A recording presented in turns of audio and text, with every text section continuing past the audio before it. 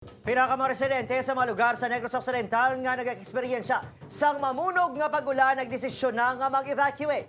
Yaring balita ang hintutugan ni Aileen Pedreso. Pila ka mga balay ang naguba bangod sa mabaskog nga hangin dala sa malain nga tiyempo sa Negros Occidental. Sa Barangay Zone 10 Talisay City, isa ka balay ang naguba matapos nga natumbahan sang puno sang kahoy. May mga kahoy man nga nagbalabag sa dalan. Sa Sagay City, 3 ka mga balay ang naguba. Gilayon man nga nagpatigayon sang clearing operation ng LGU. Sa Sipalay City, mas sobra 200 ka mga pamilya gikan sa anong kabarangay ang ginpaidalom sa preemptive evacuation bangod sa kahangawa sang pagbaha. Isang nagligan na trap kami, way kami tagwa sa among balay, daw kanako sa among kanudlaan.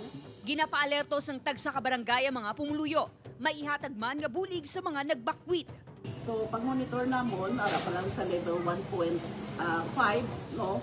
So wala pa, pagkalugay-lugay, mga 15 tapos 15 minutes, mga 5 minutes, nagimo na siya duf, no?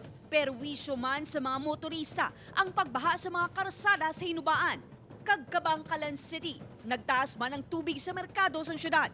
Samtang madamo sa basura ang naanod sa kilid sang pantalan kag baybay, tugas ang mabaskog nga hangin kag balot.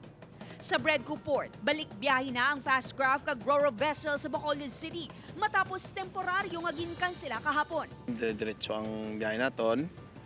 Kasi mo na medyo tayong panakay. Tsaka kita mo naman ang dagat kalmado.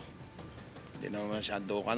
Sa reports ng Negros Occidental PSWDO, as of 11 a.m., mas sobra 8,000 ka mga pamilya, gikan sa 125 ka mga barangay sa probinsya, ang apektado sa malain nga tiyempo. Upod Keruel Bangoy, Aileen Pedreso, One Western Visayas.